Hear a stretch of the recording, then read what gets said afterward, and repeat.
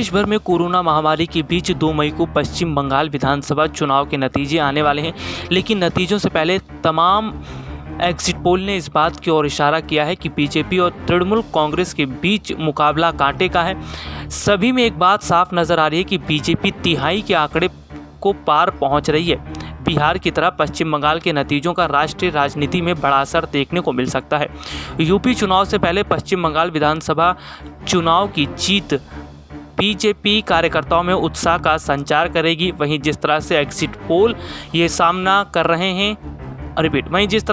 पोल ये दावा कर रहे हैं कि इस बार फिर से बंगाल में ममता की जीत तय है और पश्चिम बंगाल में ममता बनर्जी ही मुख्यमंत्री बनेंगी।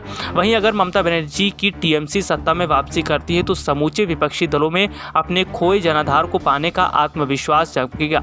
इन सबके बावजूद बंगाल के नतीजे चुनावी रणनीतिकार प्रशांत किशोर के करियर पर भी बड़ा असर डालेगा।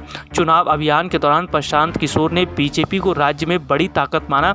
हालांकि उन्होंने ये भी कहा कि बीजेपी 100 सीट के पार नहीं जाएगी और तृणमूल जीत दर्ज करेगी।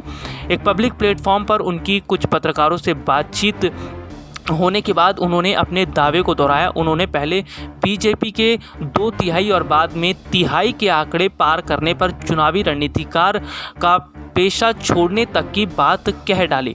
पिछले कुछ सालों में पश्चिम बंगाल की राजनीति में बीजेपी ने नंबर 2 की जगह भी हासिल कर ली है। यही वजह है कि प्रशांत किशोर ने बीजेपी को बड़ी राजनीतिक ताकत माना। किशोर ने कहा, मैं अपने 8 से 10 साल के अनुभव में किसी महिला नेता को इतना लोकप्रिय नहीं देखा। मेरा मानना है ममता बनर्जी बड़े अंतर से चुनाव जीत रही हैं। SPN 9 न्यूज़ रूम की रिपोर्ट।